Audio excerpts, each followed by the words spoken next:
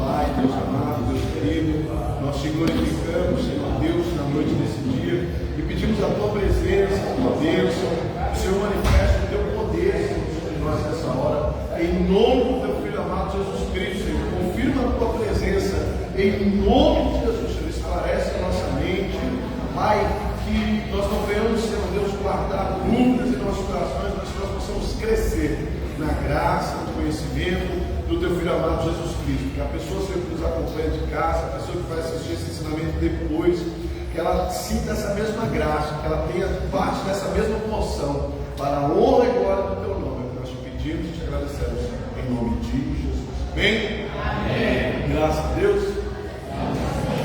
Então nós paramos aí no capítulo 14 de 1 Samuel, isso? Capítulo 14 de 1 Samuel. Eita glória!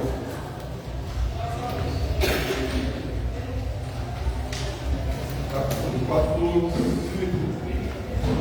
Vou fazer algumas considerações acerca do que nós vimos falando. Nós fechamos o ensinamento falando de Jonas, né? Filho de Saul, não é isso? Vamos então fazer algumas considerações aí acerca de Jonas. Quem era Jonas?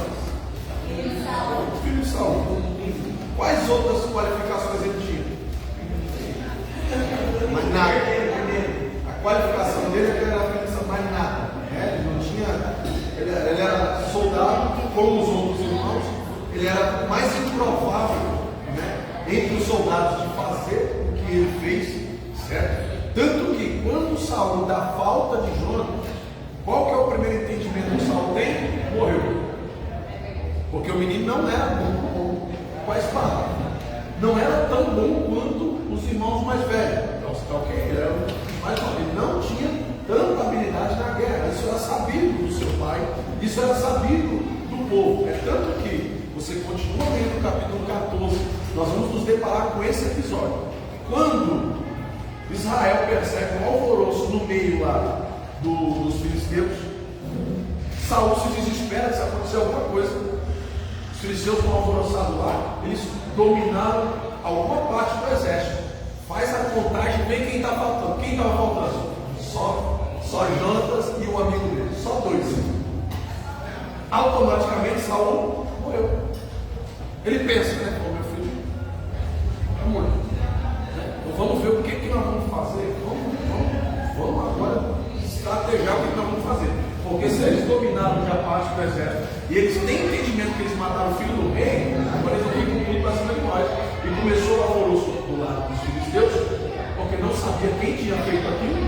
E começa o alvoroço do lado de Israel, sem saber o que ia acontecer também. Então, as duas partes agora estão alvoroço, e tudo isso por conta de Jonas, que foi usado por Deus para um grande feito. Agora vamos considerar o que eu vinha falando. Jonas não era ninguém. Você entende isso? Jonas, ele não era escolhido para aquela finalidade, ele não tinha sido chamado para aquilo, ele era o mais improvável, como eu disse, ele não tinha promessa de reinar, ele não tinha promessa de fazer algo grandioso. Você entende isso? Mas por que Deus usa ele naquele momento? Porque era o único que estava disponível. Tem gente que se gaba de ter promessa, se gaba de ter chamado, se gaba de se fazer parte de uma família sacerdotal, de cantar no grande coral, de ter várias oportunidades, mas quando Deus precisa não está disponível. De que adianta? Tem chamado, tem promessa, tem tudo, tem dom, não usa em prol do reino de Deus. Não vai estar disponível quando o Senhor precisa e quer usar. De que adianta? E aí se espanta quando Deus pega alguém menos provável e usa. Quando Deus pega alguém que chegou por último, alguém que chegou depois, e levanta. Aí a pessoa se espanta. Oh, mas não. Por que Deus faz isso? Porque está disponível. Outro dia eu estava conversando com o obreiro, eu estava conversando com ele, eu falei exatamente isso. O que me faz ser obreiro da casa de Deus não é ter uma responsabilidade. Assim, ó, eu não preciso ser o obreiro que abre a porta, eu não preciso ser o obreiro que fica na porta, eu não preciso ser o obreiro que sabe, tenha uma responsabilidade. Não precisa, sabe, aquele cara ali faz aquilo, aquela obreira é para aquilo. Não. Você pode ter responsabilidade nenhuma aí na igreja. Pode ter gente que cuida de todas as coisas e talvez você se sinta até inútil. Não sirve para nada. Talvez Deus está te reservando para esse momento, para uma necessidade. Porque uma hora vai precisar, alguém vai faltar. E quem vai suprir a necessidade? O cara fica na porta do peito, deixa assim, não. Para que você vai levantar? Você vai fazer a sua função. Mas está ruim ali, mas não sou eu que mexo ali, mas não tem ninguém que mexe, então vai você e mexe. Se quem faz não está, você levanta e vai fazer. É assim que funciona, porque o obreiro ele se disponibiliza. O obreiro ele se dispõe, o obreiro ele se coloca à situação. E é isso que Jonatas faz. Jonatas olha e diz assim: a gente precisa de alguém que enfrente o inimigo. E a gente só precisa de uma ajuda. De quem? De Deus. Então vamos orar. Se Deus estiver conosco, Ele vai responder. Pronto. E se Deus responder, nós vamos. Não precisa do exército, precisa de Deus com a gente. Se Deus estiver com a gente, nós vamos. E a confirmação que Ele pede, Ele recebe. O jeitinho que você viu o Senhor estiver conosco, eles vão dizer assim: só de que a gente já sabe que Deus está conosco, e nós vamos sem medo. E assim aconteceu. Era tão improvável que duas pessoas, dois rapazes, dois jovens fizessem todo aquele estrago que os filisteus se espantaram e eles começaram a duvidar se alguém deles mesmo não tinha, porque era quase que impossível penetrar uma barreira filisteia. Saul sabia disso, por isso que ele ficou paradinho lá no seu lugar. Os outros tinham plena consciência disso, é por isso que ninguém avança. Quem sabe foi a inocência de Jonatas que levou ele para o caminho da vitória. Às vezes saber demais atrapalha. Às vezes achar que já sabe o resultado é o que impede a gente de alcançar algo melhor para nós na presença de Deus. Você entende? Você vê que Jonatas, na sua inocência, Deus usa ele para fazer algo grandioso, que talvez nem ele, quando começou, não tinha ainda a pretensão e a presunção do tamanho de como que ia repercutir aquilo. Você consegue entender isso? Então, quando Deus te enviar para fazer algo, quando Deus te pedir para fazer algo, quando Deus te enviar numa situação, você não tem que medir consequências, você tem que obedecer o que o Senhor está mostrando. Porque o resultado não é meu, o resultado não é seu, o resultado é Ele que promove o resultado. É Ele que vai fazer a consequência certa, é Ele que sabe como as coisas vão terminar depois. A gente apenas faz. Porque o Senhor, enquanto a gente faz, Ele nos capacita. Deus não capacita ninguém agora para fazer depois. Deus capacita aqueles que estão fazendo. A gente cansa de ouvir isso. Não, Deus vai capacitar, Deus capacita mesmo. Mas o Senhor, Ele capacita aqueles que estão trabalhando. Ele capacita aqueles que já estão fazendo. Ele não capacita ninguém hoje para trabalhar. Ele vai capacitando a pessoa na medida que a pessoa vai trabalhar. Isso. Quem são os especialistas dentro de uma empresa, dentro de um processo, dentro de algo dentro da empresa ali? Tem algumas funções que a gente costuma chamar assim de especialistas. Quem são esses caras? Quem são essas pessoas? Aqueles que dominam aquele processo ou aquela situação. Sim ou não? Por quê? Porque eles já fizeram, eles já trabalharam lá, eles já passaram por aquele caminho e hoje eles são especialistas. Eles apenas supervisionam o que outras pessoas estão fazendo, se está correto. Quando alguma coisa está errada e a pessoa que está fazendo não consegue detectar, ele vem e mostra onde está errado, porque ele se especializou naquilo. Mas como que ele se tornou especialista? Fazendo, trabalhando, executando aquela função, executando aquele trabalho, e ele se tornou especialista. Talvez tenha errado no começo, talvez algumas coisas tenham errado, mas hoje ele tem o domínio sobre aquela situação, então ele é um especialista. Assim também, mas na presença de Deus, nós vamos fazendo, e o Senhor vai nos capacitando, e nós vamos nos tornando mais habilidosos, e assim funciona, né? A dona de casa lá, talvez no seu começo, lá, nas primeiras vezes que cozinhou uma arroz, talvez virou pau, né? Deixou queimar, né? Veio filando lá a cebola toda, talhadinha do dedo. Mas hoje em dia não, nas conversas, elas reclamam, nas brigas do menino,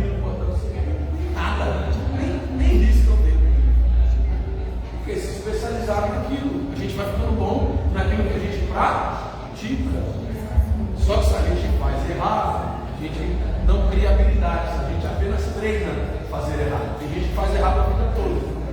Por quê? Não se especializou naquilo, não viu o que estava dando errado, né, e procurou consertar. Não, só vai fazendo. E isso é um problema. Então não é só fazer, mas a maneira que eu faço também ela vai determinar o resultado. Se eu estou fazendo, eu não estou tendo o resultado que eu quero, o que eu vou fazer? Mudar. Vai lá, faz uma receita, ou tem alguma coisa aqui que não está legal. Então eu vou, café, tá gosto, da outra vez que eu vou fazer, eu vou comer no assunto. Aí eu agora está amargo. O que eu faço agora? Então você decide, né? Mas você entende? Você vai buscando um aperfeiçoamento, você vai buscando chegar numa medida que seja razoável, que seja igual, que seja bom, entendeu? Assim é na vida, assim é no trabalho e assim também no ministério. Aleluia. Porque às vezes nós temos esse cuidado no trabalho, nós temos esse cuidado às vezes no meio da família e nós falhamos ministerialmente. Porque a gente sabe onde está errado, a gente sabe onde tem que melhorar, a gente já sabe como não está alcançando o resultado que quer e a gente não faz nada. Ei, Jesus. É, não é? E ainda reclama do resultado. Não, a gente já sabe onde tem que parar, a gente já sabe onde tem que melhorar. Então, são esse tipo de coisa que nós precisamos considerar, tá ok? Então, eu falei para vocês que Jonatas não era o mais provável, não era o mais bonito, não tinha chamado, não era escolhido, não era o provável para fazer todo aquele estrago, mas era aquele que estava disposto, e por isso que Deus usou ele. Certo? Tanto que quando, volta a falar aqui, tinha algumas pessoas que não estavam aí, tanto que quando o seu pai procura ele, não encontra, o que ele diz? Morreu. Por quê? Não tinha habilidade nenhuma para sobreviver a uma batalha daquela, principalmente com um amigo só na guerra, tá certo? Mas mal sabia Saul que o Deus que ele pensava que estava com ele, estava trabalhando na vida de Jonatas lá no meio da guerra, enquanto ele não sabia nem o que tinha que fazer lá se apresentando no povo, tá certo? No meio de todo aquele grande alvoroço, olha só o que Deus fez. Enquanto o povo estava alvoroçado, enquanto o povo não sabia o que fazer, os filisteus alvoroçados de um lado, os israelitas alvoroçados do outro, o que Deus estava fazendo? Trabalhando. Pensa no cenário perfeito. Irmão, o cenário, você vai olhar para a Bíblia e você vai ver que os melhores cenários para o Senhor trabalhar é em meio ao alvoroço. Que é quando a gente consegue perceber a ação de Jesus. Jesus fez milagres, onde estava todo mundo esperando um milagre, que no final, ninguém nem agradeceu ele pelo milagre. Ninguém nem reconheceu que era milagre, porque já existia uma expectativa de um milagre. O povo já estava ali para aquilo. Então agora o que a gente vê? O povo simplesmente diz, não tem mais do que a obrigação dele. Agora, nos cenários de alvoroço, é onde o nome do Senhor é glorificado. Qual é o cenário de alvoroço, pastor? Morte de Lázaro. Todo mundo esperava o quê? Jesus, se Jesus curou todo mundo, o amigo não vai curar. Morreu. Está vendo? Alvoroço. Ele não tem esse poder todo. Ele não pode todas as coisas. Ele não tem esse domínio sobre esse negócio de cura. Ele vai curar o amigo. Por que o amigo morreu? Alvoroço. E o cenário quando Jesus chega, depois já de 4 dias de morto, o que acontece? Alvoroço. Qual que era o alvoroço? Olha aí. As próprias irmãs de Lázaro falam o quê? Se o senhor tivesse chegado antes, nem elas mais acreditavam que não ia acontecer nada. O alvoroço era total. E agora todo mundo vem para ver não Lázaro, mas vem para ver Jesus. E Jesus faz o quê? Um milagre. Agora eles creem. O cenário perfeito, o cenário de alvoroço, enterro, a viúva, 2 multidões. Uma multidão vem com Jesus, entrando na cidade, outra vem saindo de Naim, carregando o defunto da sua mãe e do seu filho. Olha o cenário. Quem estava alegre com Jesus, vendo as maravilhas que Jesus estava fazendo, simplesmente fazendo parte de uma grande multidão, que é disso que a Bíblia chama, nada mais. A Bíblia não chama de fiéis, a Bíblia não chama de cristãos, a Bíblia não chama, a Bíblia chama de multidão. Estavam lá só para ver o Paulo. Ponto. Era uma multidão. Era um alvoroço. Aí vem a mulher de lá para cá com o filho aumenta o alvoroço. Quando Jesus aumenta o alvoroço? Quando ele toca no esquife e diz assim, mulher não chora. E olha para ele, vai ter que matar ele agora. A lei era essa. Ele está dizendo que é um profeta, ele tocou no defunto, agora nós vamos ter que matar o único que faz milagre. Imagina o alvoroço. Alguém espera para ver o que vai dar, como que vai terminar aquela situação. Para piorar, Jesus olha para a mãe do menino e diz assim, mulher, não chora. Não, se coloca no lugar da mãe do defunto. Não vou te matar. Ela não sabe quem é Jesus, ela não sabe quem está falando com ela. Imagina, se põe no lugar da mãe do pai, do defunto, não chora o quê? Você pensa que você é, não que não chora. Estou entendendo, o filho único da viúva. Aleluia. Já tinha morrido o esposo, já tinha acabado de perder o filho, aí chega um maluco, né? Porque na cabeça dela, Jesus não passava por nada. Ela não conhecia ele. E olha para ela e diz, não imaginou aí o tamanho do alvoroço? Aí Jesus olhou e falou, agora o cenário está perfeito. Menino, levanta, vem para casa, arrua inteiro. Agora é festa. Mas olha o cenário. Você está entendendo? Eu quero que você veja o cenário. Temos outro cenário na Bíblia semelhante a esse? O apedrejamento. Alguém falou cachorro aí, eu escutei, estava anotado aqui. A mulher pega no ato de adultério, aquela coisa toda, e vamos matar. Eu gostava disso, né? Até hoje é assim. É só você começar a deixar Deus te usar. Agora vamos matar. Né? Vamos matar logo antes que fica famoso, antes que Deus usa mais, antes que cresça mais. Vamos matar. O negócio do povo é isso. E agora, eles estão vendo a mulher naquela situação e vamos acabar com essa mulher aí. Jesus chega e fala, agora vamos ver. Porque nós estamos procurando uma oportunidade para matar ele. Ele prega que ele é bonzinho, mas ele não pode defender o pecado dela. Se ele defender o pecado dela, aí não pode apedrejar ele também. Ele não pode defender o pecado. Então ele diz que ele é santo, olha só o alvoroço. Então toda aquela situação, na verdade, não era para apedrejar a mulher. Porque na hora que alguém diz assim, ó, vamos levar até Jesus, a intenção era apedrejar Jesus junto. Você entende isso? A intenção era matar Jesus ali, naquela situação. Porque era uma cilada que não tinha como sair dela. Se Jesus falasse assim, ó, o problema de vocês, você não veio para salvar o que havia perdido, essa pregação não é que você veio para os pobres, e agora? E se Jesus falasse assim, mata elas, que time que você joga? Você está com não, se Jesus defende ela, ele será apedrejado junto com ela. Se Jesus condena ela, era contra aquilo que Jesus vinha pregando. E agora? Imagina só um alvoroço. E aí, senhora, pegou ela adulterando, a lei manda matar, a sua pregação diz que tem que perdoar, que tem que amar. E aí, agora? Ela falou, não vou meter nessa treta não. Quem pegou ela para mim? Não foi ela, não. Não foi? Não, mas aí o que você disse? Não digo nada. Tem uma coisa só para dizer. Que aquele que não tiver pecado, não pode tocar a primeira pedra. Porque se você tem pecado também, você também tem que ser apedrejado. Né? O negócio é esse. Se você tem pecado também, você também tem que levar pedrada.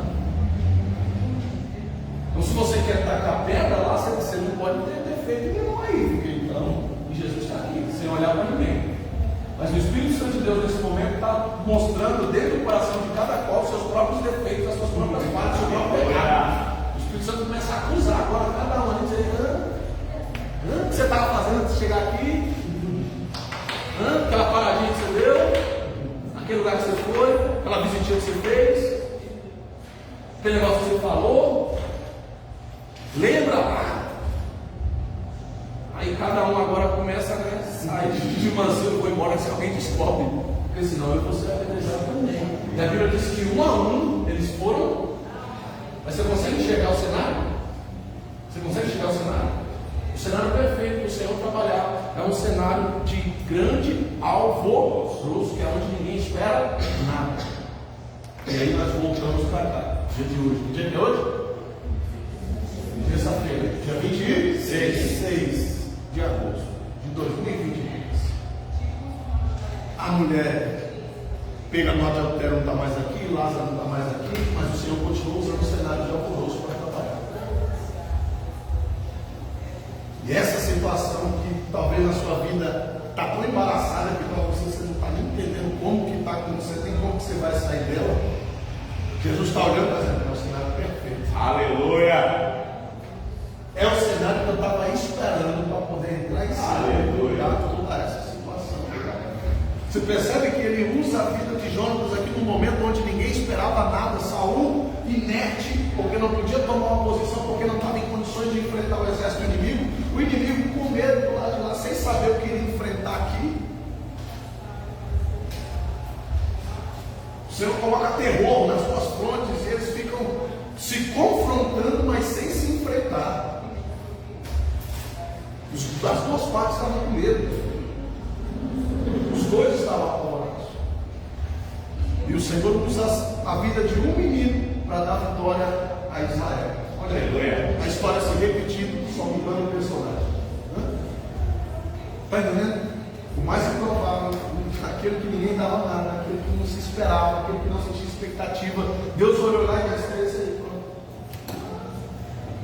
E Saul se gabando de ser rei. Que adianta ser rei? Que adianta ter chamado? Que adianta ter carteirinha de obreiro, ter carteirinha de pastor, ter isso, ter aquilo? Aleluia! Se não precisa, não está disponível. Se quando Deus quer usar, não consegue ser sensível a ouvir a voz de Deus, de que adianta?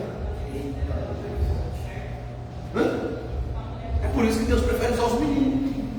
Porque quando Ele chama, está disponível. Porque quando Ele quer usar, não pergunta por quê, ou para quê, ou para onde que tem que ir, apenas vai. É assim que funciona. Às vezes nós nos apegamos tanto a situações, a coisas, que fica até difícil para a gente chegar aos lugares onde Deus já preparou para a gente passar. E a gente vê o desespero de Saul aqui, ó. Agora eu já expliquei para vocês a situação toda de alvoroço. Verso 24 do capítulo 14 de 1 Samuel, o voto de Saul. Você vê que ele está desesperado. Como que eu sei que Saul está desesperado, pastor? Porque ele faz uma coisa aqui meio de louco. Ele não mede as consequências do que ele vai fazer com Deus. E o próprio Deus já falou: aquilo que você votar, você paga, você cumpre. Se você não tiver condições de cumprir aquilo, não deixa sair da sua boca. Senhor, eu vou fazer assim porque o Senhor não fala que você não tiver condições de cumprir diante de Deus. Assume aquilo que você tem condições de cumprir, aquilo que você tem condições de fazer, você faz. Aquilo que você não tem condições de cumprir, você não faça. Se você não quiser ser envergonhado, porque pensa em alguém que sabe cobrar, é Deus. Eu não sei cobrar, mas Deus sabe. Deus sabe. Deus sabe cobrar. Você deita assim, você está tranquilo, você fala assim: eu vou descansar. Você deita assim na sua cama. Quando você fecha o olho, a Espírito vem assim: lembra? Você votou. Você esqueceu, mas não esqueci. Você falou, eu escrevi, está anotado aqui. Você não lembra, mas eu lembro. Eu vim aqui te lembrar hoje do voto, da promessa, do compromisso. Está entendendo? É assim, não é? Está tranquilo. Faltou, não cumpriu, para daqui a pouco, quando começar a tranquilo, o Espírito vem, ó. Ei, deixa eu fazer uma visita. Vim te tirar o sono. Eita, agora, vim te fazer lembrar. É assim que Deus faz. Amém? Amém. Ou não, amém? Amém. Então, Saul agora ele faz um voto sem medir as consequências. Ele vê aquele desespero. E o que passa na cabeça dele? O meu filho morreu. Mataram Jonatas. É isso que ele está pensando. E agora o inimigo se fortaleceu e vai vir contra. Olha o perigo de não ouvir Deus. Ele começa a criar. Olha só, ele cria toda uma situação que só existe na cabeça dele. E com essa situação de desespero que está na cabeça dele, ele consegue alvoroçar agora todo o Israel. É ele que alvoroça. Uma situação criada na mente dele, uma situação que ele pensa, que ele pressupõe. Agora ele coloca todo o povo em terror e desespero.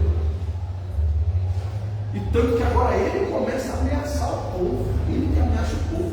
Vai dizer assim: maldito aquele que comeu alguma coisa. Porque agora vamos jejuar. Agora você vai pedir a ajuda de Deus. Depois que você bagunçou o terreno.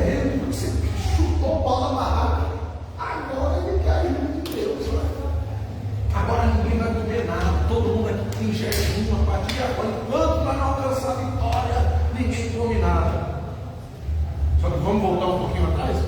Os caras já estavam na peleja há alguns dias. Os caras já vinham guerreando, já estavam cansados, já estavam famintos. O suprimento que eles tinham trago já tinha acabado, meu irmão. Já estavam cansados, já estavam fracos, já estavam debilidos. E aí o cara ainda chega, o cara que era para deixar eles fortalecidos, desmotiva todo mundo. Aí outra situação, olha o perigo de você depender de outros para poder te fortalecer. Olha o perigo de você depender de outros para poder te animar. Olha o perigo de você depender da emoção de outros para fazer você andar. Porque todo o povo agora está em terror, em desespero, porque alguém estava desesperado. Mas o Senhor já disse, quando um cair, o outro, ninguém levantou o ombro, ninguém falou para ele, nós estamos malucos, quer matar todo mundo aqui. Ninguém teve coragem de trazer um confronto, ninguém teve coragem de levantar e dizer, opa, o Senhor está conosco, o Senhor não está mesmo. Quando Deus quer dar vitória para nós, Ele quer nos matar. Se o Senhor quisesse jejum, Ele deixa a gente lá, para gente jejuar lá, não aqui na frente do inimigo, não ficar assim também na frente do inimigo. O inimigo veio que eu estou desfalecendo, você está maluco? Você doidou? Mas ninguém confronta ele, essa situação ela continua. Então Saul agora ele faz esse voto sem pensar, amaldiçoando o seu próprio povo. Olha só o ponto que a pessoa chega. Ele não pensa nas consequências, ele não pensa nos seus soldados, ele não pensa que estava todo mundo demasiadamente cansado, ele não pensa que eles não estariam prontos para o confronto, porque se o inimigo desce no meio dele, como é que faz? Porque ele fez o voto sozinho, mas Deus falou alguma coisa? Então Deus nem disse que ia receber o voto, irmão. Quem fez o voto? Foi ele, não foi eu. Deus não falou nem com ele, nem comigo. E aí? É voto de todo, irmão. Deus não confirmou, Deus não falou, Deus não sabe nada. Nem com ele. Mas ele abriu a boca para se comprometer, então ele é obrigado a pagar. Deus pediu? Não, mas ele se atreveu em fazer aquele voto. Então ele era obrigado a cumprir. Tanto que ele disse: olha, ninguém come nada.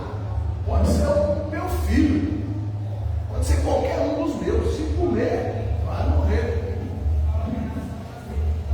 Nesse meio termo, Jonatas está onde?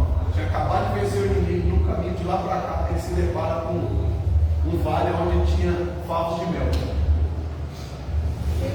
Acabado de vencer uma quaterna de soldados dos filisteus, cansado até o osso, morrendo de fome, se apoiando na ponta da lança. Ele viu aquele favo de mel, eles pegam a lança no mel, traz na boca, e aquilo traz um vigor para ele. O açúcar ele tem essa energia, o açúcar ele é enérgico, ele traz esse revigoramento, e aí ele vem e consegue aquela força. E aí chega agora, já ficou todo mundo desfalecendo.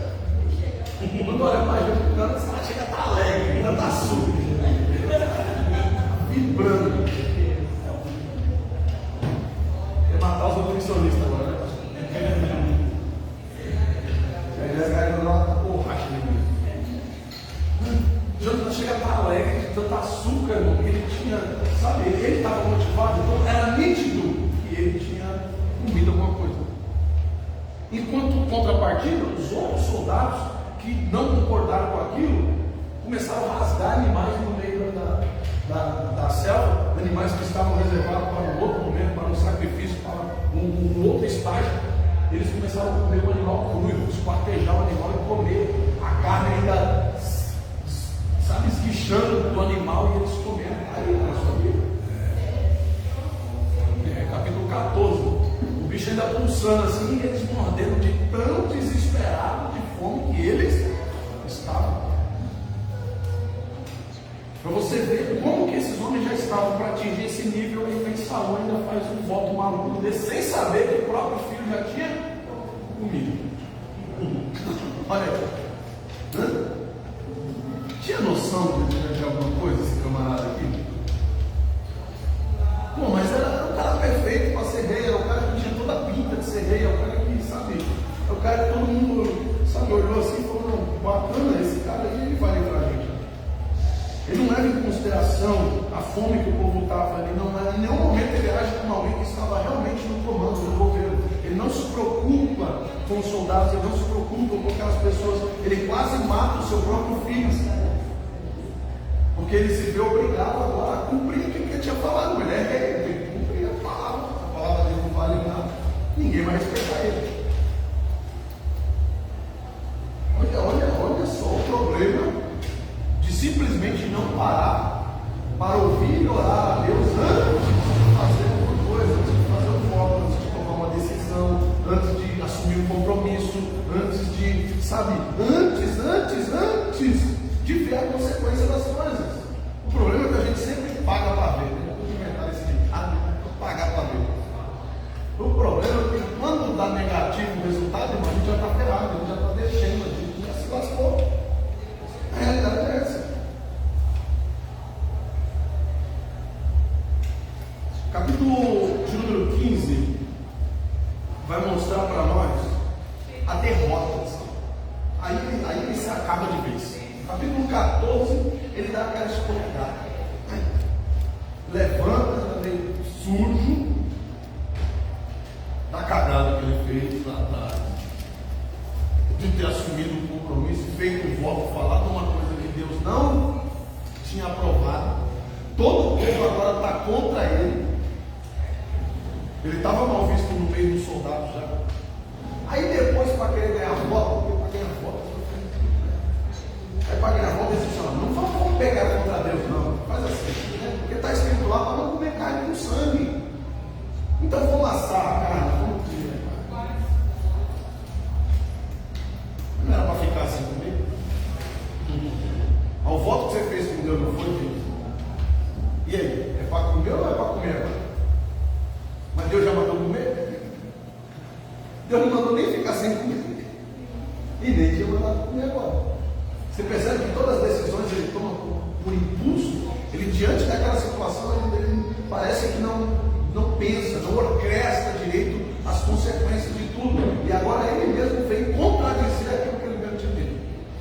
Ele diz que aquele que comesse, seria maldito, não sei o que lá. E põe terror em todo mundo.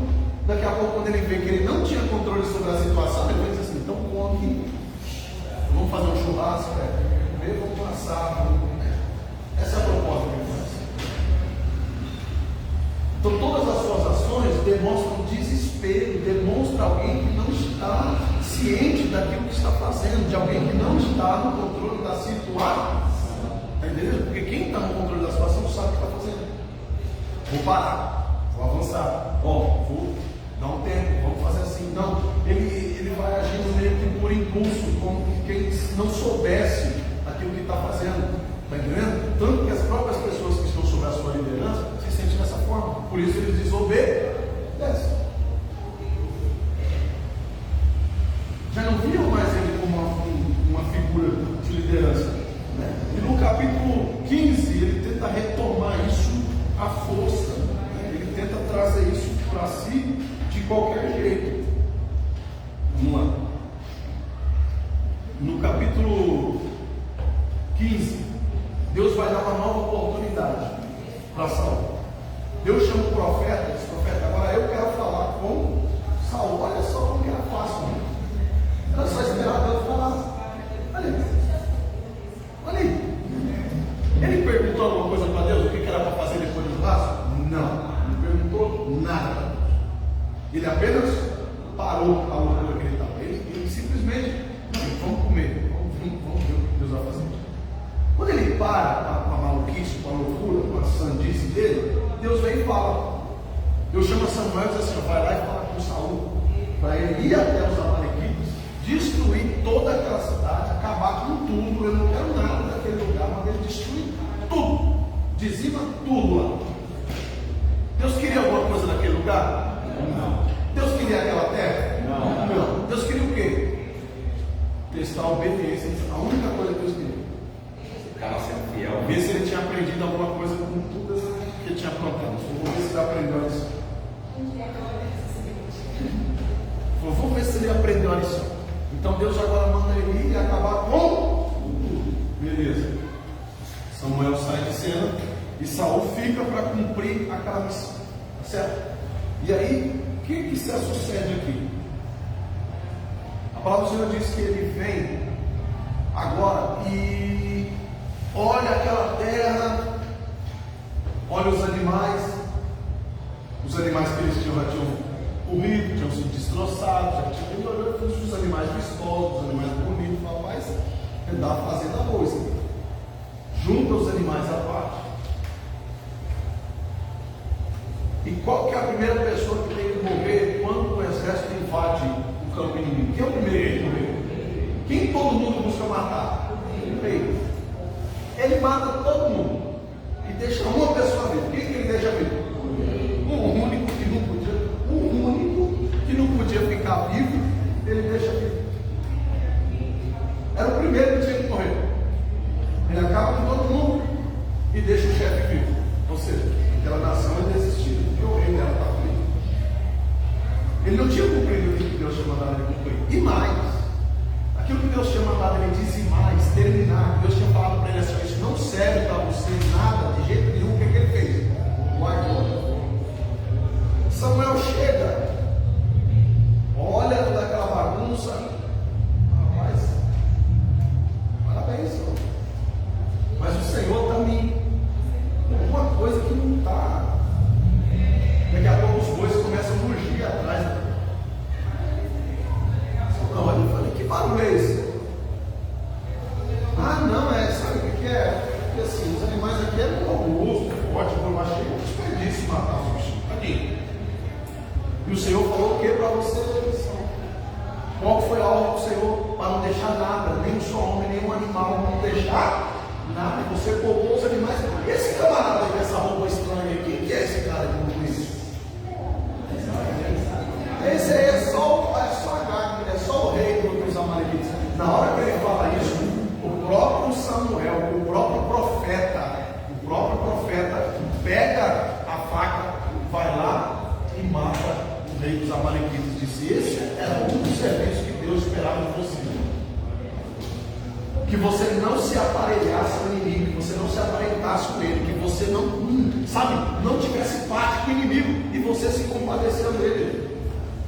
Você acha por acaso que o inimigo teria a mesma compaixão de você? Você não serve mais como rei de Israel. Para você saber uma coisa, agora mesmo Deus está levantando. Eita, meu Deus do céu, coisa dura de ouvir. Aleluia. Você não serve mais e Deus agora vai levantar outro no seu lugar. Por favor. Deus vai levantar outro no Senhor. Você pensa que você ia poder comprar a Deus com esse local que você roubou, porque você é roubado. Você queria ofertar a Deus diante de uma oferta roubada. Porque eu queria fazer. Porque Deus já tinha reprovado. Não era dele. Deus falou: não é seu, não serve, não presta. Eu não quero. Deus já tinha falado para ele: não quero. E ele querendo comprar Deus com presentes. Porque quando Samuel questiona ele acerca dos anos, ele fala assim: não, eu guardei para poder sacrificar o Senhor. Eu achei, uma injustiça matar os bichinhos à toa. Então eu ia matar para sacrificar, querendo justificar o erro dele. Não, eu ia matar, mas era sacrificando a Deus. E ele fala assim: mas Deus te pediu alguma coisa? Vamos lá, verso 22 do capítulo 1. Lê para mim o 22 e o 23, alguém falou? Capítulo 15, verso 22 e 23. Alto e claro. Porém Samuel disse: e porventura o Senhor não trazer em holocausto de sacrifício, como quem desobedeça a palavra do Senhor? Eis que obedecer é melhor que sacrificar, e o atender melhor do que a gordura de carneiro. Segura aí. Então aqui você já vê a porrada, né? Assim, né? Você acha que Deus vai se agradar mais desse sacrifício desses animais roubados? Essa sua oferta chula, fuleira, do que a sua obediência? Você acha mesmo que essa oferta sua estragada, né, na literatura dele, vai agradar mais a Deus do que a obediência? Saiba de uma coisa, que obedecer é melhor do que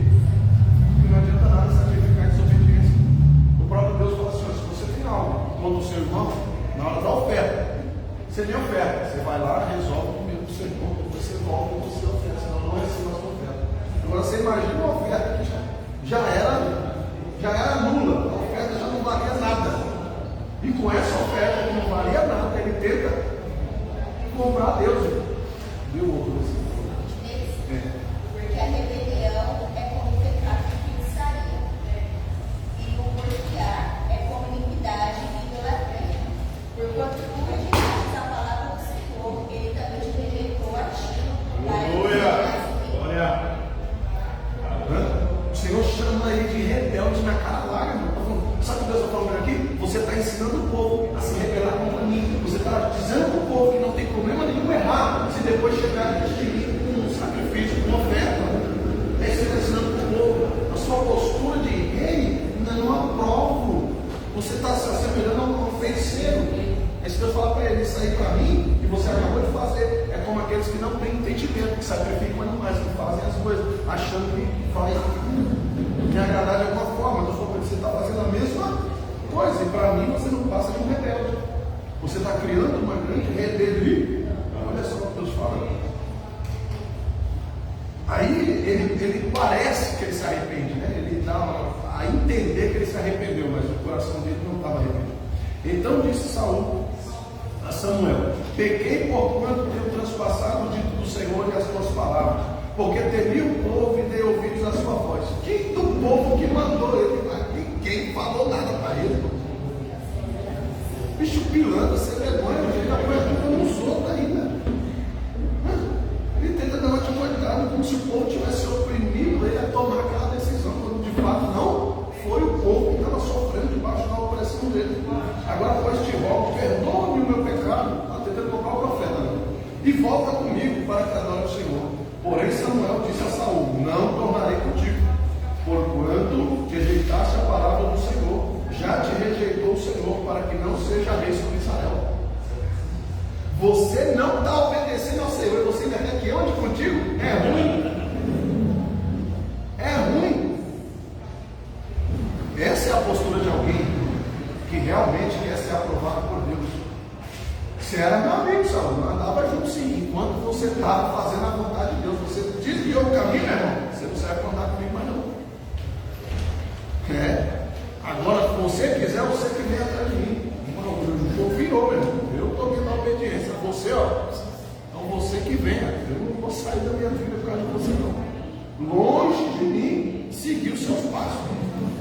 Porque o Senhor já te rejeitou. Eu vou andar com rejeitado? É ruim. É ruim. Porque senão, o Senhor vai me rejeitar também. Você vê, ele tenta ganhar Samuel pelo sentimento, irmão. Bicho, é liso. Você vê, irmão. Ele tenta persuadir a Deus, ele não consegue, ele vai para cima do profeta. Muitos estavam a rejeição de Saul, mas Deus rejeitou Saul como rei. Sim. Deus rejeita a postura dele como. O que ele entende? O que eu entendo que Deus estava buscando isso em Saul até esse momento aqui? Porque quem falou, Deus tinha falado aqui que tinha rejeitado ele até aqui? Não. Quem falou? Samuel dá um alerta nele e diz: ó, você está feio do seu lado, meu irmão. Esse arrependimento seu aí não convenceu nem eu, como vai Deus. Qual que era a dele? Buscar um arrependimento de verdade de Deus. Até esse momento aqui, ele tinha a oportunidade de se arrepender de verdade. Entendeu? Deus dá para ele uma oportunidade de saber. E isso não acontece. Por isso que lá na frente a gente vê, aí sim, Deus falando para Samuel: por que você está com dó dele? Agora já era. Agora eu estou rejeitando isso. Você entende? Samuel aqui está trabalhando no psicológico de Saul, tentando causar nele um arrependimento verdadeiro. Samuel fala para ele: meu irmão, essa conversa sua aí não. Irmão, porque tem gente que é assim, a gente leva para mim e chora: não, pastor, eu estou mudado, eu sei, tá. Não, pastor, eu não quero mais isso para minha vida. Amém. 2 dias depois, você está fazendo a mesma coisa. Arrependeu? Não convenceu nem ele. Quanto mais a Deus, irmão. Quando Deus dá uma oportunidade dessa para a gente, quando Deus vem e traz um confronto dele, o que ele espera? Ele Um arrependimento verdadeiro. Deus espera que a gente tome vergonha na cara, Deus espera que a gente tome uma postura, Deus espera que a gente mude. O que mostra um arrependimento? A conversão. Quando a pessoa converte. O que é converter? É mudar a rota, é mudar a postura. Se eu converti, se eu realmente me arrependi, é um caminho que eu não quero fazer mais. Então o que eu faço? Eu volto, eu converto, eu mudo a rota. Entendeu? O senhor está falando ali, pastor. A maioria hoje você vai na Catolândia, essa viagem que eu fiz isso, a maioria do que afastado, você vai falar, quer pegar dinheiro para você. Ele quer pegar para você, o seu. Sabe, mas não obedece. Mas aí quer convencer você, não, mas eu posso fazer isso. Ele te dá uma direção para fazer. Aí você fica com a gente fica assim. Se você não tomar cuidado, você acaba indo na onda. Empregado para você. Cansamos de fazer isso. Evangelho de rua, você vai e tal, você tá ali, a pessoa está lá, você vai, né, com dó, você vai falar, a pessoa começa a falar de Bíblia. Prega mais do que os obreiros dele. Porque é assim, porque é assim no céu, porque é assim na terra, porque está escrito. E você fala, rapaz. Mas não obedece, não adianta nada. E às vezes acontece isso com pessoas dentro da igreja, porque está no culto todo dia, porque alcançou uma posição dentro da igreja, acha que tem direito de alguma coisa diante de Deus e não tem. Não tem. Deus está buscando arrependimento. Deus está buscando verdade, sinceridade, quebrantamento. A Bíblia diz que é um coração quebrantado e contrito. Esse Deus não resiste. Deus resiste à oferta, Deus resiste ao soberbo. Ele resiste, ele não se dobra. Porque a gente oferta, temos a obrigação nossa, temos isso, mas temos, é uma das nossas obrigações. Como servo de Deus, como alguém que quer que a igreja continue crescendo e avançando. Entendeu? Mas não é só isso que Deus espera de nós. Deus quer de nós um coração verdadeiro. É por isso que lá na frente, quando Davi ele alcança um quebrantamento verdadeiro, o que ele faz? Senhor, cria Aleluia. um coração puro, porque ele entende que aquele ali, meu irmão, estava contaminado. E restaura, renova, reforma com o Espírito. Porque ele sabe que era a única maneira de Deus atender a oração dele, era ser transformado. Então assim, para a gente chegar num ponto de vista comum, Saul, aos olhos dos homens, aos olhos do povo, ok, era um homem alto, bonito, forte, né? Um estereotipo de rei, tinha uma postura de alguém que, né? Mas era só fachada, era só a vista, era só estereótipo. Ele tinha tudo que o povo esperava de um rei, que o povo olhasse assim, não, isso aí quando chegar nas reuniões diante de outros povos, cadê o seu rei? E Saul de lá para cá, pegou um mizarrão, zangão, forte. O povo já olhava assim, falando, se o rei é assim, irmão, eu que não quero ver um soldado desse povo aí. Está entendendo? Era alguém que tinha uma postura, era alguém que... Então o povo meio que colocou nele expectativas demais. O povo amou a postura de Saul como rei, porque à primeira vista era tudo aquilo que eles esperavam. Tá certo? Esbelto, forte, corajoso, porque ele se mostra corajoso em algumas situações. Lá na frente ele mostra que aquilo ali não era coragem de verdade, porque ele estava eufórico para assumir o status real. Porque quando você vai ver o confronto lá dos filisteus com o gigante, a única objeção que o gigante colocou, qual foi? Eu quero um valente para pelejar comigo. Saul foi? A única. Ele não pediu que fosse soldado, ele não pediu que fosse o rei, ele não pediu que fosse alguém importante. Ele falou, eu quero um valente. Não apareceu um. Diante de todo o exército, 40 dias e 40 noites, e o gigante gritando diante do povo, cadê o valente de vocês? Cadê o seu Deus?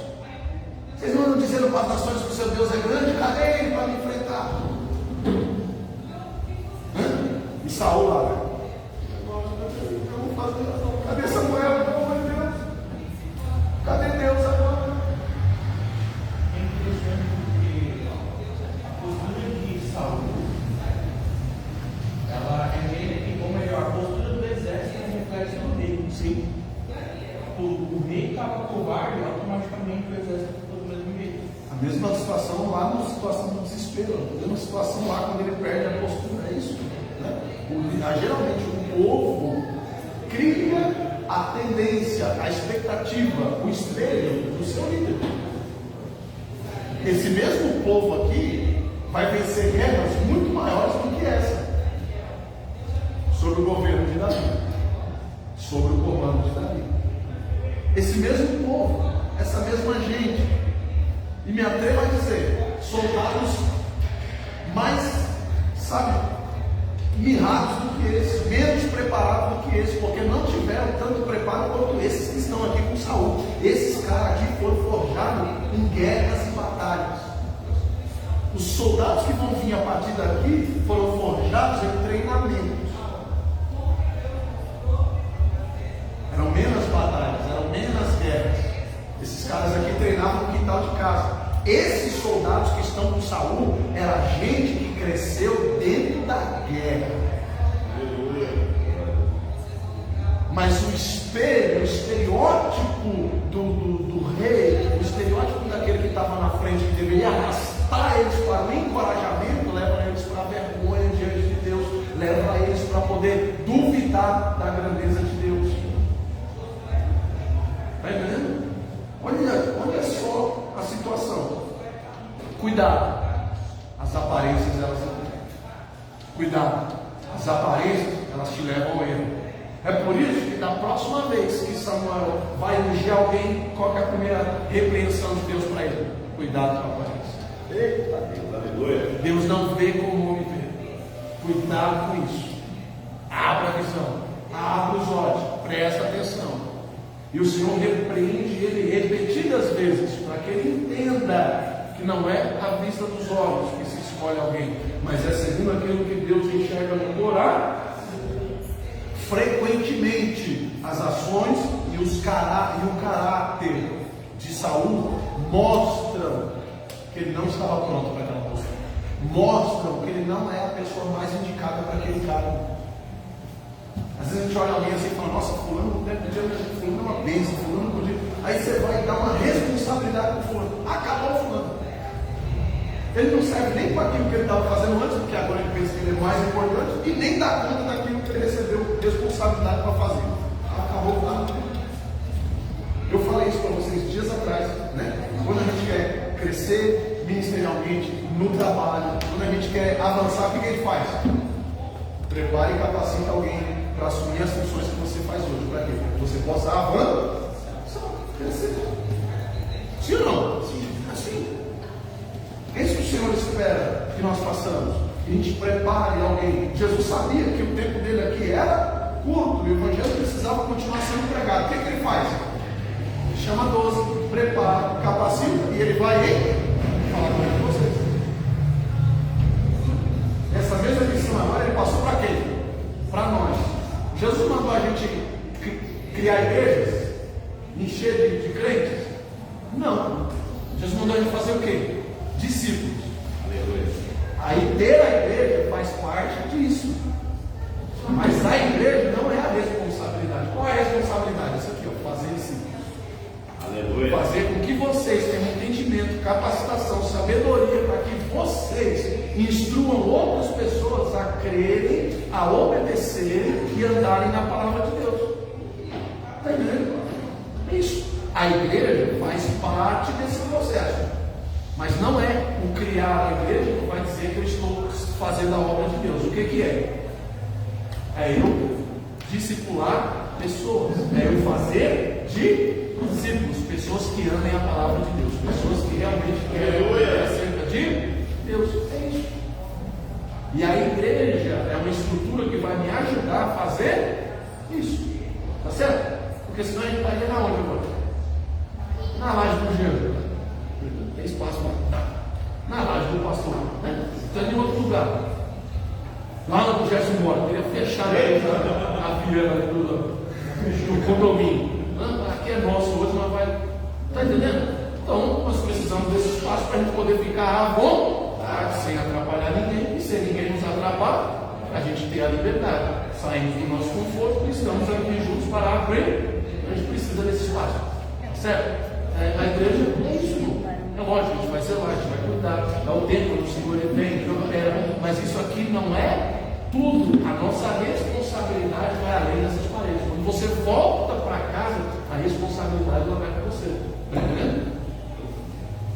Como eu vinha dizendo, frequentemente as ações e o caráter de Saul mostram que ele não estava pronto coisa nenhuma e que a escolha, o pedido do povo não estava maduro o suficiente, né? Foi colhido antes da hora. Você falou alguma coisa? Estava pensando. Tinha todas as qualidades superficiais quando os homens eram agradáveis. Sim. Mas o coração dele não estava como o coração de Davi. Então Deus resplandeceu um pouco. Davi ele tinha o coração seguindo a Deus. Senão tinha aquela confiança. Ou seja, aquela confiança que tinha Deus não tinha. Davi tinha, porque o Saul era diferente. É isso que eu falo agora. Já anotei. Escolhido e aprovado.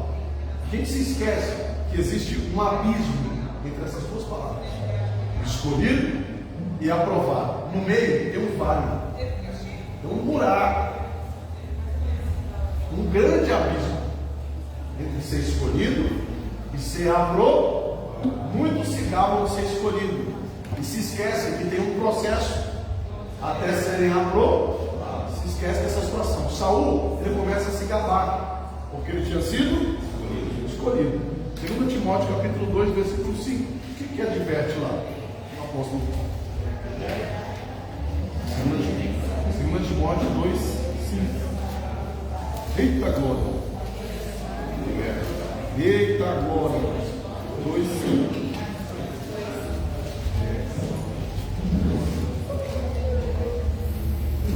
Então aí, 2 Timóteo capítulo 2, não, é o 5 mesmo, nós vamos ler agora. Ó, 2 Timóteo capítulo 2, versículo 5. E se alguém também milita, não é coroado se não milita legitimamente. O que está dizendo aí? O texto está dizendo o seguinte: o atleta, ele não é coroado, ele não recebe a medalha se ele não cumprir a prova, se ele não chegar no final da prova, e se ele não chegar em primeiro. Então não é só fazer e cumprir a prova, tem que chegar em primeiro lugar. O soldado, né, ele está dizendo aí, não é coroado. Alguém que milita, alguém que faz parte da guerra, ele não é coroado se no momento da batalha ele for pego de braço cruzado, deitado embaixo de um cavalo. Ele tem que estar na peleja, ele tem que estar na batalha, ele tem que fazer por onde? É isso que o texto está dizendo. Aquele que faz parte de uma corrida, aquele que faz parte de um atletismo, né? Hoje a gente vê aí nas Olimpíadas, quantas pessoas participam, né, de uma prova? Todo mundo recebe medalha? Não. Quem recebe medalha? Quem chega na frente, quem chega primeiro, quem se esforça mais, quem se dedica mais. É isso que o apóstolo Paulo está dizendo para Timóteo. Timóteo, não se engana não, filho. Você só foi escolhido. Aleluia. Irmão, tem uma corrida ainda pela frente. Você tem que ser aprovado. Você não ganhou medalha ainda não, filho. Você não tem coroa ainda não. Você só foi escolhido. Você está na pista, meu irmão. Você precisa acelerar se você realmente quiser ser aprovado. Porque dentro desse processo entre a escolha e a aprovação, tem uma coisa chamada capacitação. Você pode colocar chamado, né? Ou escolhido, e capacitação, e depois aprovação. Chamado, capacitado, aprovado. Quando o cidadão chega na situação de aprovado? Quando ele passa pelo processo da capacitação. E dentro do processo da capacitação tem uma coisa chamada obediência. Uma matéria que Saul pulou. Saul pulou a parte do processo que falava para ele que ele tinha que obedecer. Paulo continua falando no verso 15. Olha só o que ele adverte nesse mesmo texto aí. 2 Timóteo, né, capítulo 2, agora o verso 15. Nós lemos 5, agora vamos ler o 15. O que fala no 15? Procura apresentar-te a Deus aprovado, como meio que não tem se envergonhar. Maneja bem a palavra da verdade. Final da corrida. Então Paulo adverte ele aqui no começo, fala, cuidado, que aquele que não milita legitimamente não é coroado. Aquele que não corre direito, aquele que não cumpre a prova, aquele que não passa o processo, ele não ganha medalha. No final, ele adverte de novo, cuidado, para quando você chegar diante de Deus, você não seja reprovado. A gente se apega ao contexto que está dizendo aí, procura apresentar-te a Deus aprovado, mas a gente se esquece do que ele está falando. Cuidado para você não ser reprovado quando você chegar diante de Deus. É isso que ele está dizendo. Não vai correndo igual um louco. Não sai desesperado para lá. Não vai igual um maluco, correndo igual um cavalo doido, desenfreado. Não é isso que é para você fazer.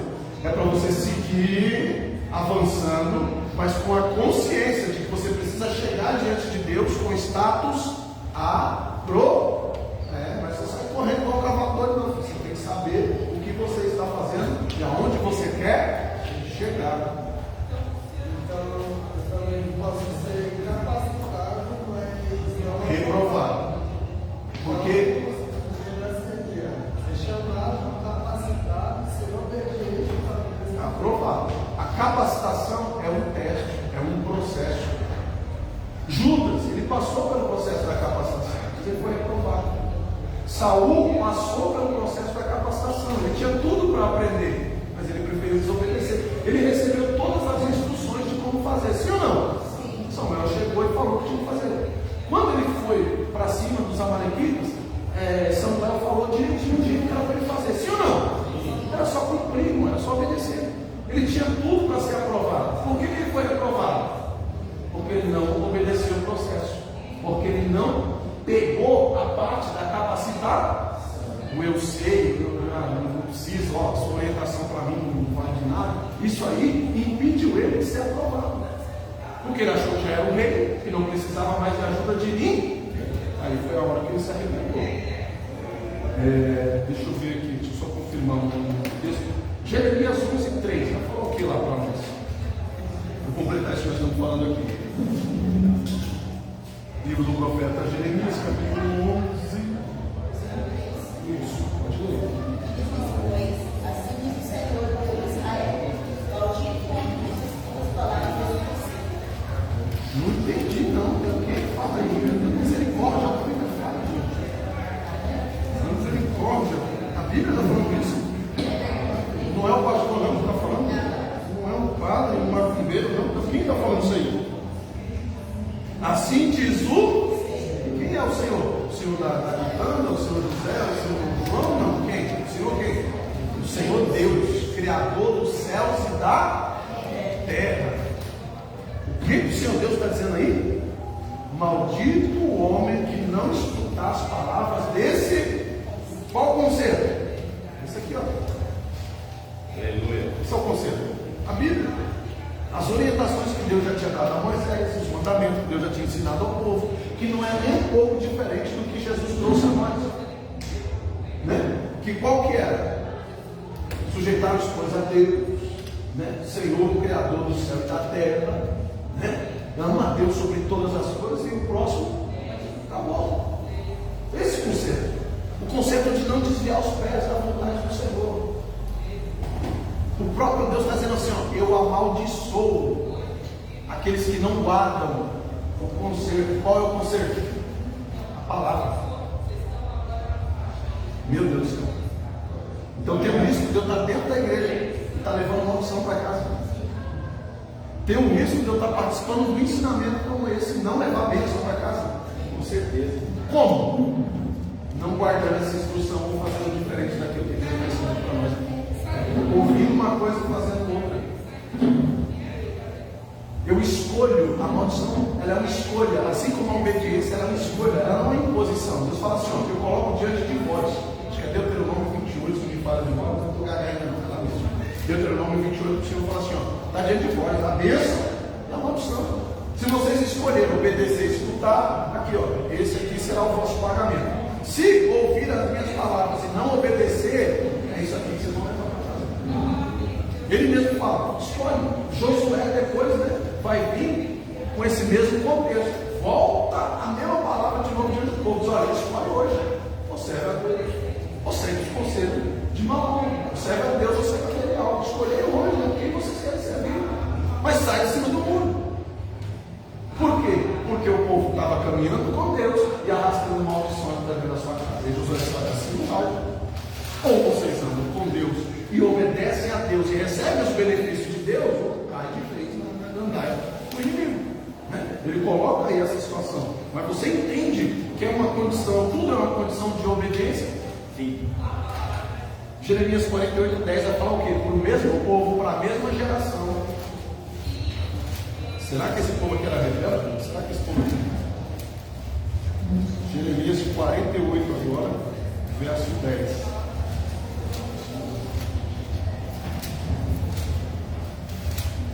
Está escrito aí? Alguém para quem fizer a obra do Senhor relaxadamente. Alguém para quem retém a sua espada do sangue. Meu Deus. Tem umas palavrinhas que é difícil para a gente falar na igreja. Vai quebrar essas palavras. Tem coisa que, ai meu Deus, eu vou falar maldição.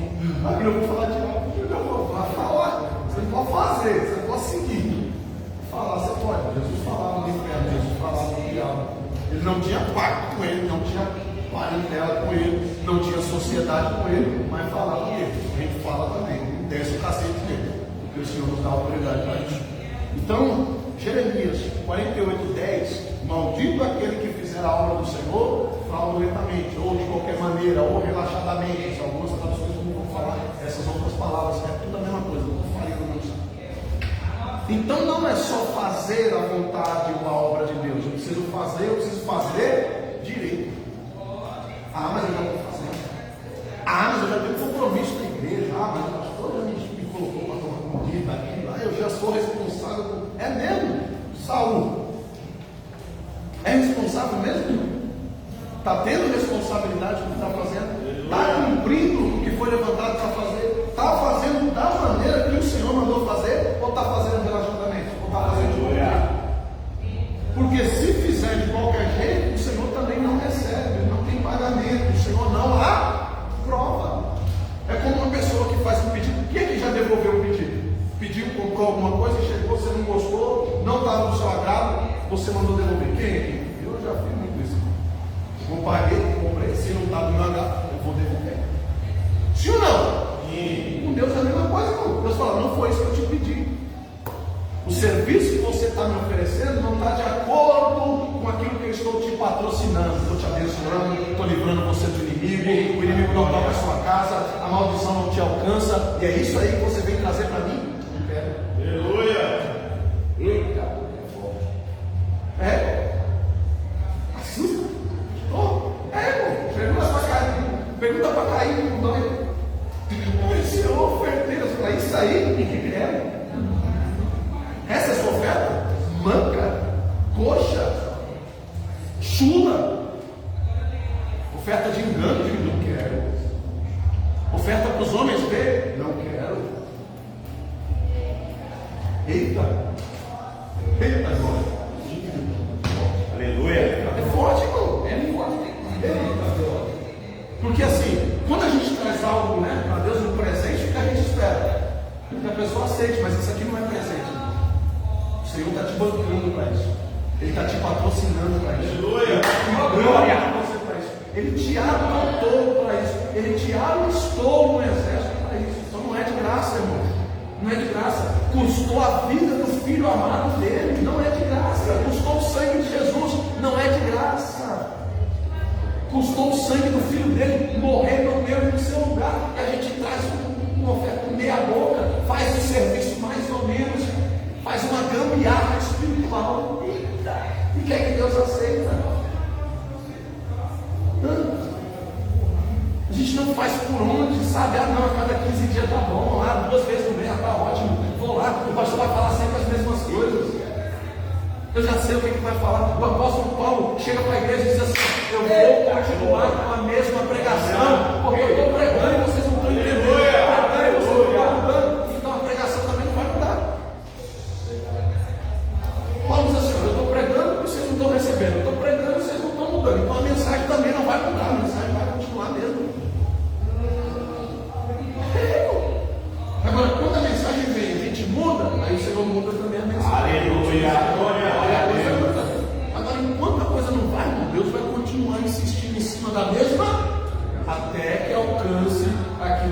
Senhor espera de nós. Amém? Então, a gente precisa entender que entre o escolhido e o aprovado tem uma coisa, um processo no meio chamado capacitação, que só é girado de uma forma. Qual é a força que gira a capacitação? A obediência.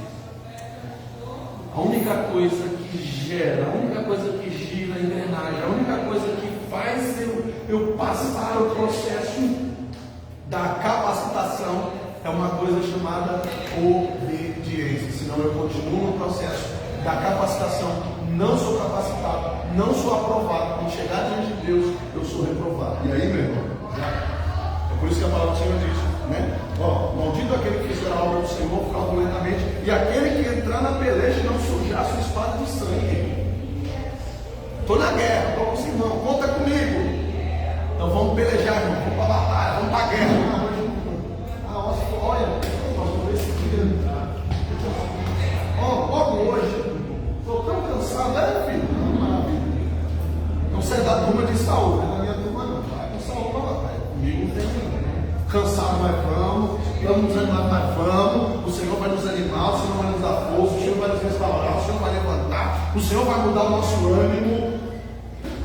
Fazer igual o Jonas. Estamos cercados, mas não estamos mortos. Vamos para cima, o Senhor vai dar vitória. Tá certo? Essa é a postura daquele que realmente deseja vencer diante da presença de Deus. Aí eu coloquei aquilo que o Samuel falou aí, a diferença entre Saúl e Davi. Quer ver a grande diferença? 1 Crônicas 29. 1 Crônicas 29, 10 e 11. Gente, vai dar 9 anos, né? Eu falo demais, vocês estão me segurando. 1 Crônicas 29. Eita glória. Ô glória! Vem comigo aí? Amém. Vai decolar agora, hein? Meu Deus. Olha só. Vai lá e faz assim, assim, assim. Não, não precisa esperar Samuel para sacrificar. Esperar Samuel. Samuel não chegou, Samuel está atrás. Quem é Samuel? Eu sou rei. Eu vou lá e eu vou ofertar. Eu vou fazer. Eu sei fazer. Eu sei como é que é. Sim ou não? Vamos ver Davi agora. 1 de Crônicas 29, 10. O que acontece aí? Davi aqui, depois de algumas conquistas, Davi aqui, depois de algum período, estava sendo ovacionado, já tinha sido reconhecido como rei. Davi aqui estava com a moral toda, tá certo? De alguém que realmente estava governando sobre o povo. Davi aqui estava num dos seus melhores momentos diante do povo, tá certo? E olha só a oração dele diante do povo. Porque Davi louvou ao Senhor perante os olhos de toda a congregação. Quem era a congregação? Israel, todo o povo. E disse: bendito és tu, Senhor Deus, nosso Pai de Israel, que de eternidade em tu é, Senhor, a magnificência, o poder, a honra, a vitória, a majestade, porque teu é tudo quanto há nos e na tu és, Senhor, aleluia, o reino, e tu exaltaste a todos como Davi fala. Estão falando aí. Davi coloca, não, Deus já está no céu. Davi pega, aleluia, ô glória, e levanta ele mais diante do povo. Ele diz assim: vocês estão olhando para mim, que sou rei, olha para ele.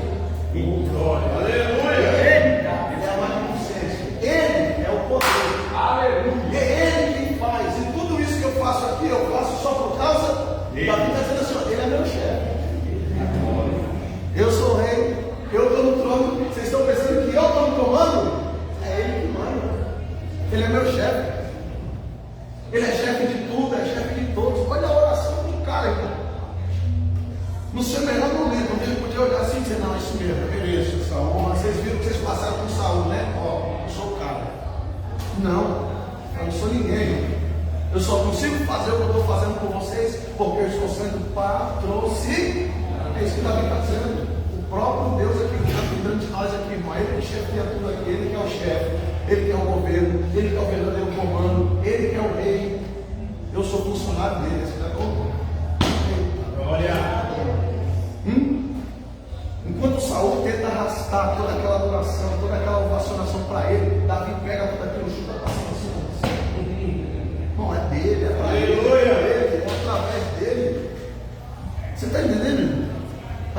olha para Davi, do que a gente lembra? Ai, Davi está adulterando, aquela mulher ali matou aquele homem, não deu sangue também. Foram erros, foram falhas que ele teve. Sim, mas ele errou. Está certo, pastor? Não, não está certo. Mas e quantos acertos ele teve? E quantas das vezes ele alegrou o coração de Deus?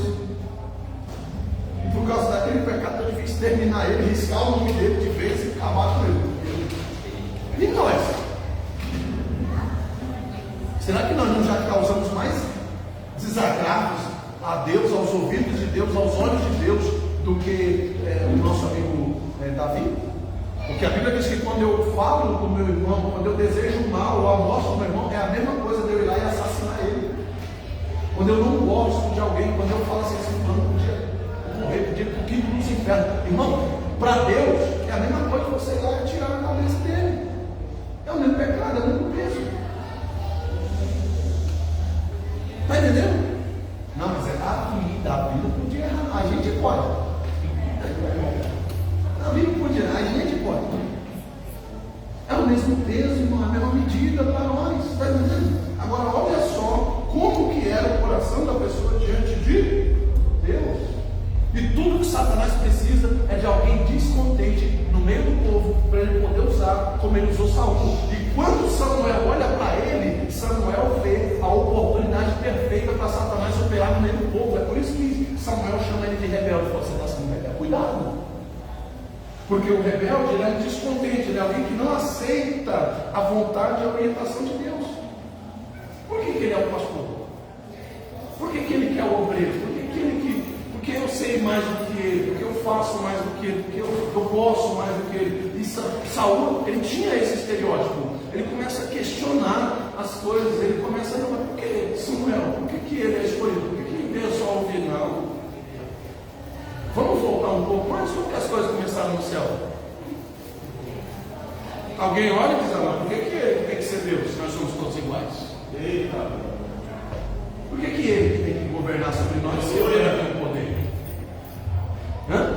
Por que ele pode? Porque ele não enxergava a soberania de Deus, ele olhava a Deus como alguém igual, tanto que ele olha e fala o quê? Eu vou subir acima dele. Ele se julga como alguém que tinha mais potencial do que Deus. Olha só como que, está entendendo? Olha o domínio da mente. Você imagina o que um ser desse não faz na mente de um ser humano? Ele conseguiu corromper até essa parte dos anjos. Você imagina um crente descontente no meio do povo, dentro de um grupo, dentro de uma sociedade, dentro de uma igreja, o estrago que não faz. Por que ela porque não canta tanto, porque não faz tanto? Por que ele, porque não sabe cantar? Por que ele, que não tem faculdade? Por que ele, que não tem teologia? Por que ela? Por que o outro? Porque sempre quer pôr um melhor do que o outro. Que agora é uma coisa de tudo, você pode, você é igual, tudo isso, né? E aí isso agora está querendo invadir a igreja. Aqui não, Satanás. A gente continua debaixo da obediência. Aleluia. É o que o Senhor estabeleceu e pronto, acabou. E quando o Senhor quiser mudar, ele muda, porque ele é Deus. Glória a Deus. Não é sobre quem pode mais ou quem sabe mais, é sobre honra e sobre gratidão, irmão. Aí você vê Jesus. A Bíblia diz que Deus dá a ele todo o poder, todo. Jesus era alguém que depois que ele venceu a morte no inferno, ele ficou igual a Deus. Deus deu a ele esse poder.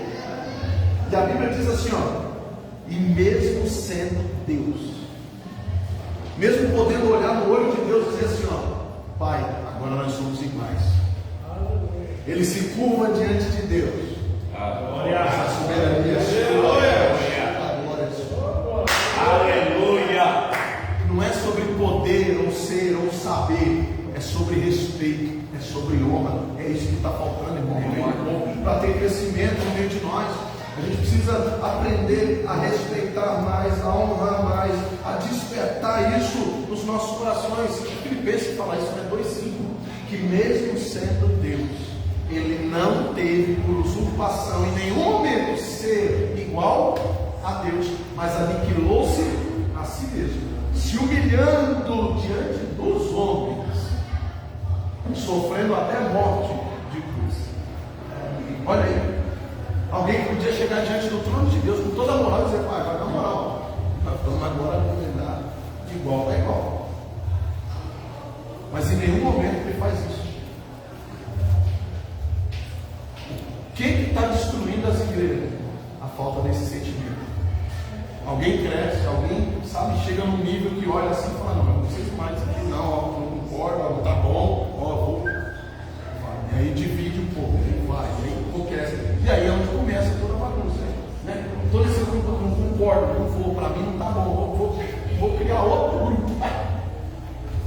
Se não gosta de grupo, se não quer estar no grupo, para quem vai criar outro grupo? Fica sozinho, vai pro deserto, vai, né? Não.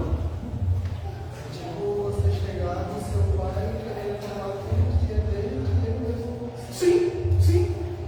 É isso. O filho pródigo, em vez de ir embora, mandar o pai embora de casa. Agora eu posso assumir aqui a palavra, você sai. Né? Mas você quer sua herança? Não, eu quero que você vá embora. A minha herança é tudo. Quero que você suma, desapareça. Agora eu vou governar tudo aqui. É basicamente isso. Né? Como se o filho quisesse dominar tudo agora e simplesmente excluir a figura paterna. E a gente quer ser filho, mas esquece que a gente é filho. A gente quer ser filho e quer mandar como pai. A gente quer ser filho e quer mandar como dono da casa, quer fazer como dono da casa. A gente se esquece que como filho nós temos obrigações. A gente se esquece que como filho nós temos responsabilidade. A gente se esquece que como filho, por mais honra que o pai nos dê, por mais poder que o pai nos dê, por mais que o pai nos capacite, por mais que o pai nos levante, ele continua no governo, ele continua sendo Deus, ele continua sendo o chefe. Aleluia, Jesus. Agora, comparando essas duas figuras, você consegue entender por que Davi desperta uma amizade no coração de Deus? Você consegue entender? Você consegue ver essa diferença? Por que Deus olha assim para Davi e diz: olha, esse é meu amigo? Porque Davi tinha tudo para poder rebelar o povo contra Deus, porque ele consegue ganhar o coração do povo. Ele consegue despertar no povo uma adoração. Ele consegue que o povo, sabe, tenha uma empatia por ele. E agora ele pega e fala: não, olha para mim, não, eu sou ele. Se não é ele, nós não estávamos aqui. Você consegue entender isso? Esse é o ponto, esse é o nível de alguém que realmente foi aprovado por Deus. Esse é o nível. Mesmo você recebendo poder e autoridade para sobressair de tudo que o Senhor fez até aqui, você ficar na linha do limite da obediência de Deus e dizer: Senhor, eu me submeto, eu me sujeito à sua vontade.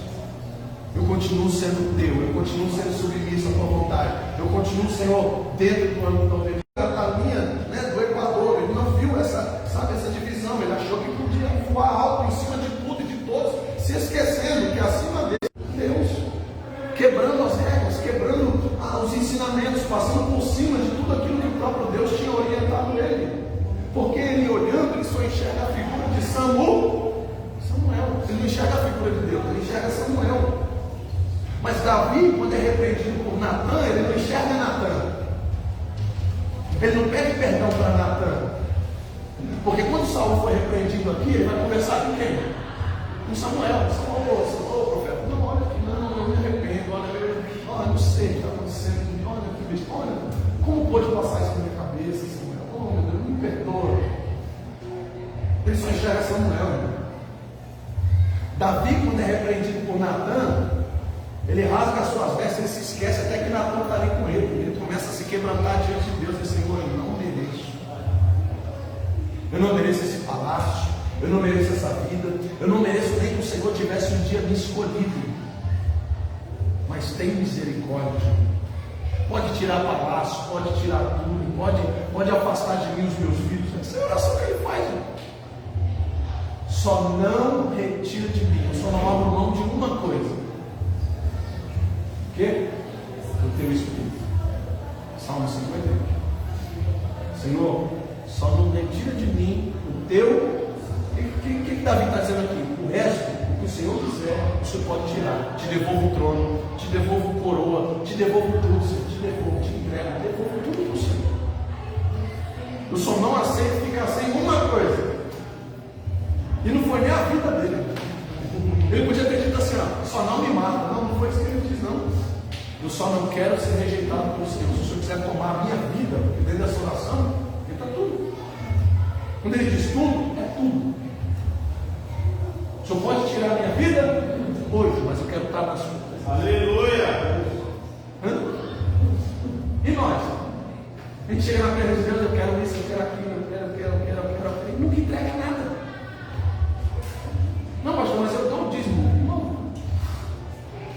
conheço gente que nem é crente, não.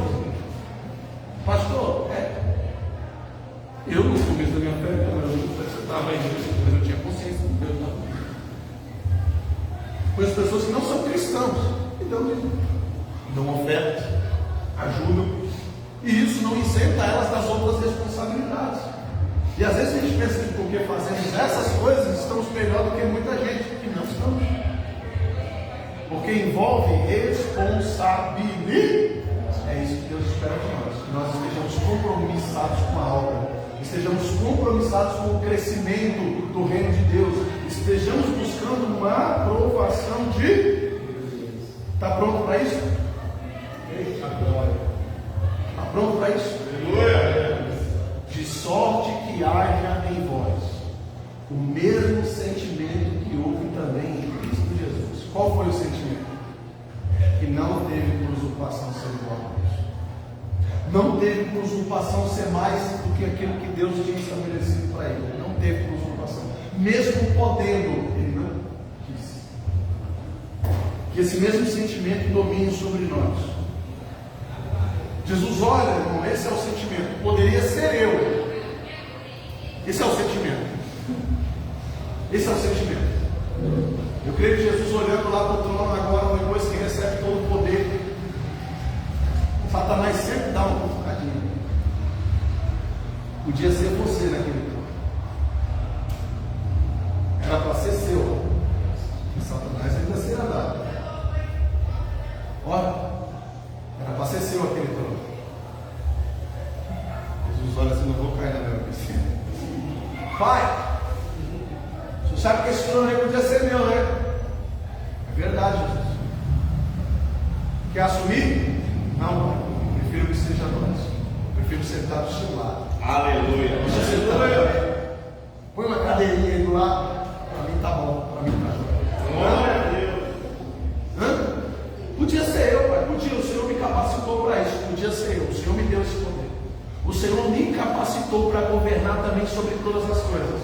Mas eu prefiro que o Senhor esteja comigo. Prefiro que o Senhor governe junto comigo. Isso faz a Trindade, irmão. Os três sobrevivem. Deus sobrevive sem Jesus, sem o Espírito Santo. O Espírito Santo sobrevive sem a pessoa de Deus e sem Jesus Cristo. Eles sobrevivem no Senhor. E o que faz deles três ser um? A concordância entre eles de não querer estar separado. A concordância entre eles de não querer viver um sem o. Esse é o sentimento que tem que ter em cada um de nós. Eu posso sobreviver sozinho. Eu posso orar, eu posso beber, eu posso jejuar, eu posso estudar em casa, eu posso. É pecado, pastor. Vai ser mais difícil, você pode. Lá diante de Deus, você explica o porquê naquele dia. Mas eu prefiro que seja nós. Eu prefiro compartilhar isso com vocês. Aleluia. Eu prefiro que esse sentimento que eu sinto ao meditar, mergulhar na palavra de Deus, também seja compartilhado entre todos nós cristãos. Podia ser eu, podia ser sozinho, podia receber só. Mas nós preferimos compartilhar uns com os outros. Olha só que sentimento forte, né? Aleluia. Jesus mesmo podendo assumir tudo, toda a paternidade, todo o poder, toda a eternidade. Ou não, é nós, vamos fazer junto. Ter capacidade para fazer é sobre ter capacidade para fazer sozinho, mas preferir compartilhar. É sobre alguém que tem um dom e canta maravilhosamente bem, não precisa de ninguém para ajudar, talvez não precise nem do playback para auxiliar, mas decidir fazer parte de um grupo para ajudar quem não sabe cantar. Aleluia. O mesmo dom a poder também louvar a Deus. É isso. É sobre poder fazer só, mas querer compartilhar para que o nome do Senhor seja glorificado. Está entendendo? É isso que o Senhor espera de mim, é isso que o Senhor quer de cada um de nós. Está certo? Não é preciso estar na frente, só é preciso estar em voo. Só não quero ser jogado fora. Foi a frase que Davi coloca diante de Deus. A única coisa que eu quero é continuar tendo o direito de entrar na tua presença. Não me lances fora. Era a única coisa que ele colocou diante de Deus. Enquanto Saul queria apenas cada vez mais ser notado resultado, cada vez mais reconhecimento, cada vez mais longe de Deus, e não estava percebendo que tudo aquilo, todo aquele reinado, todas aquelas pessoas ali ao redor dele estavam impedindo ele de chegar mais perto de Deus. Amém? Amém. Glória a Deus. Glória a Deus. Vamos lá por aqui. Hoje vou parar um pouquinho mais cedo aí. Hoje vou parar às 9. Os profetias já encerraram lá. Bem, glória a Deus. A gente volta aí dentro desse contexto. Alguém quer fazer alguma pergunta dentro do que nós estudamos até hoje? Capítulo 14 e 15, encerrados aí com sucesso. Que nós durante essa semana estejamos aí atentos a tudo aquilo que o Senhor Ele quer fazer através das nossas vidas. Amém? Tem alguém disponível aí para o Senhor? Amém. Está comigo, né? Amém. Vamos orar agradecendo a Deus. Soberano Deus, eterno Pai, Deus amado, Deus querido, te glorificamos, Senhor, por mais esse dia, te glorificamos, Senhor, por mais essa oportunidade, te glorificamos, Senhor, por mais esse ensinamento, que cada um aqui possa flutuar, Senhor, nas asas do teu Espírito, cada um aqui possa desfrutar, Senhor, da graça e da dádiva da tua presença, que tudo aquilo que aprendemos, Senhor, no dia de hoje, esteja vivo em nossos corações, nos despertando dia após dia, nos alegrando, nos motivando, nos levantando, Senhor, diante da tua presença. E se porventura, Senhor, algum de nós aqui estava afastado do caminho, Pai, a qual o Senhor determinou para nós que na noite de hoje possa, meu Pai, entrar em conversão, possa voltar, Senhor, a caminhar junto com esse corpo, para sermos juntamente aprovados pelo Senhor, para a honra e glória do teu reino. Desperta a nossa vida, desperta o nosso espírito, para que não sejamos, ó Pai, achados fazendo a tua vontade relaxadamente, mas que possamos ser aprovados pelo Senhor e não sermos achados em dívida. É isso que nós te pedimos e te agradecemos em nome de